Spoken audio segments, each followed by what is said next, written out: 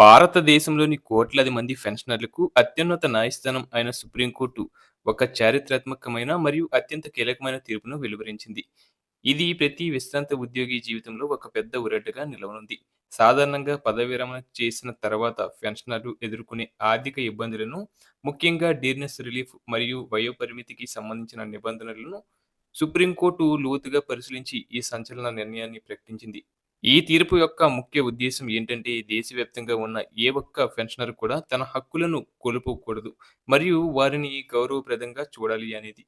Pension అనేది ప్రభుత్వం లేదా ఏదైనా సంస్థ దయ దాక్షిణ్యాలతో ఇచ్చే సహాయం లేదా భిక్ష కాదని, అది ఒక ఉద్యోగి తన జీవిత కాలమంతా అందించిన అంకితభావంతో కూడిన సేవలకు గాను పొందిన చట్టబద్ధమైన హక్కు అని సుప్రీంకోర్టు గట్టిగా నొక్కి చెప్పింది.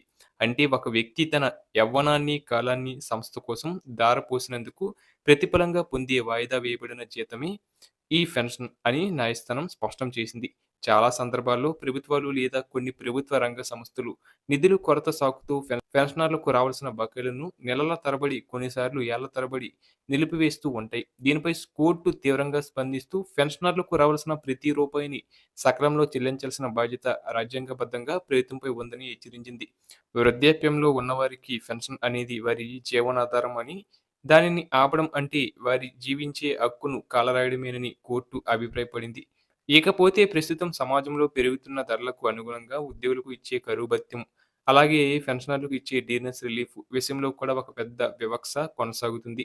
అనేక సంస్థలలో పనిచేస్తున్న ఉద్యోగులకు ఒక రకమైన డిఏ రేటును, రిటైర్డ్ అయిన పెన్షనర్లకు తక్కువ డిఏ రేటును ఇస్తున్నారు. దీనిని సుప్రీంకోర్టు తీవ్రంగా తప్పుపట్టింది.